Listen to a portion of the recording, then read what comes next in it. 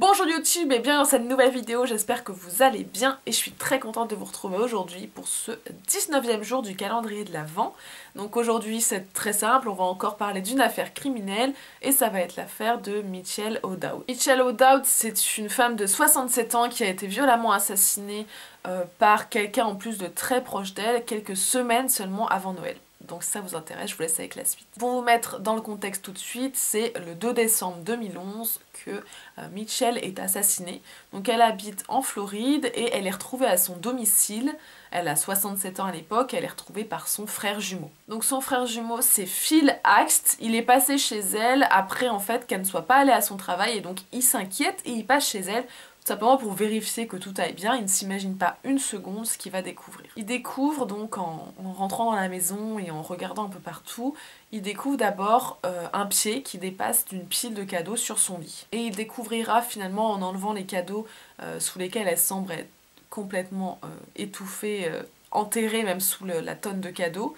Et donc il enlève tous les cadeaux et découvrira sa sœur violemment assassinée. Elle est retrouvée, donc elle a été battue, étranglée et elle a été cachée, enfin même enterrée sous les cadeaux de Noël qu'elle avait préparés elle-même pour tous ses petits-enfants, ses petits-neveux et tout.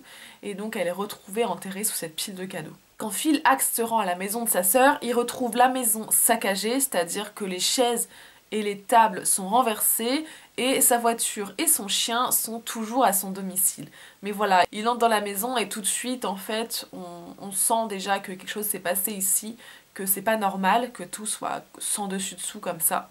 Et donc il s'inquiète tout de suite et c'est là qu'il découvrira après le corps de sa sœur. Donc quand il découvre son corps, bien sûr sa sœur est décédée depuis un petit bout de temps maintenant, le corps est froid, le visage est tout ensanglanté et elle est recouverte d'une serviette. Il dira même qu'à proximité du corps en fait il voit une bouteille de vodka qui selon lui a sûrement été mise là pour brouiller les pistes sur l'identité du tueur et en fait sur aussi les motivations peut-être qui auraient poussé le tueur à tuer Michelle. Donc très vite les enquêteurs sont prévenus bien entendu et en fait très rapidement il y a un lien qui va être fait avec une jeune femme qui va être arrêtée pour ces meurtres et donc elle est arrêtée très peu de temps après. Cette jeune femme elle a 40 ans, elle s'appelle Patsy Mitchell White et elle est accusée du meurtre de Michelle. Elle est née en 1972 et c'était une amie proche de Michelle plus ou moins.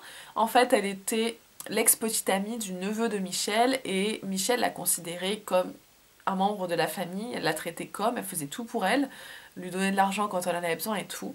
Et visiblement, Patsy en a sûrement voulu plus et à force d'en vouloir plus, elle a fini par la tuer. Donc Patsy en fait elle s'est revenue en Floride après un séjour chez ses parents qui habitent en Caroline du Sud et donc elle serait revenue là tout simplement pour voler Michelle, pour lui voler son argent et tout, parce qu'elle avait visiblement besoin d'argent, et donc elle serait revenue expressément pour ça. Ensuite, donc après avoir fait ce qu'elle a fait, donc c'est-à-dire avoir commis ce meurtre et avoir volé les cartes bancaires de Michelle, elle serait retournée en Caroline du Sud où elle se serait finalement fait attraper par les autorités. Elle a avoué ensuite son crime, et donc Phil Axt dira que Patsy était vraiment traitée comme un membre de la famille par Michelle, elle était assez proche.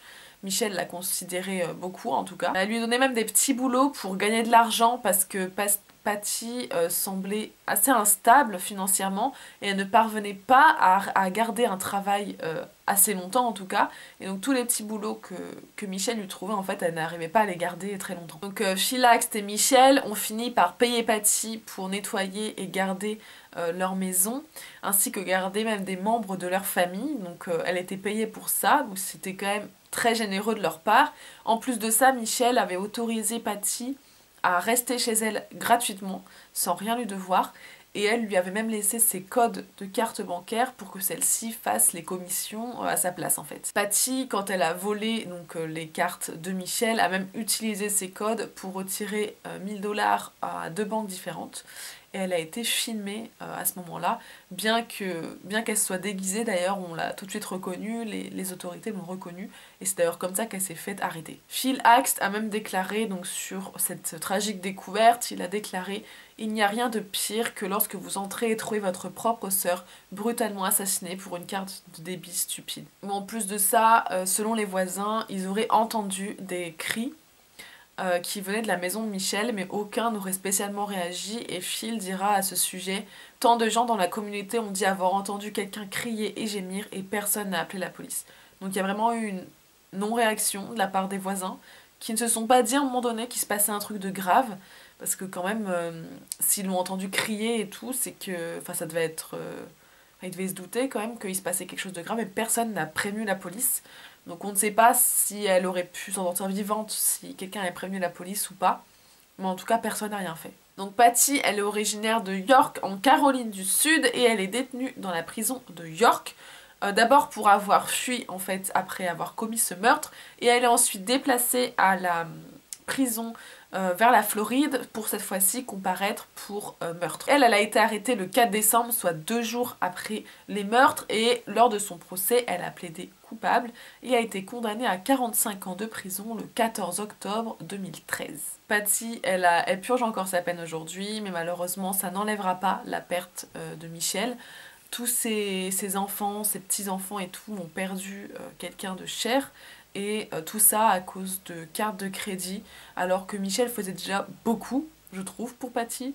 Elle lui donnait de l'argent quand elle en voulait, elle l'hébergeait quand elle voulait. Et en fait, Patty, on a trop voulu, trop vite. Et ça a fini par dégénérer. On saura jamais ce qui s'est vraiment dit dans la maison. Pourquoi ça a dégénéré en meurtre, si Patty prévoyait déjà de potentiellement tuer Michel ou pas. Mais toujours est-il que le résultat est le même et que Michel a fini par décéder.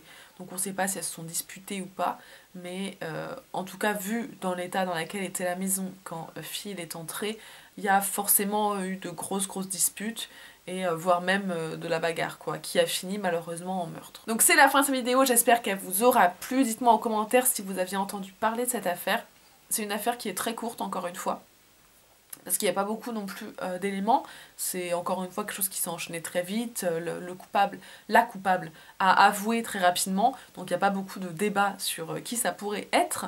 Mais voilà, dites-moi quand même en commentaire, et n'hésitez pas à aimer et vous abonner si ça vous a plu. Et moi je vous retrouve demain pour le 20e jour du calendrier de l'Avent. Bisous!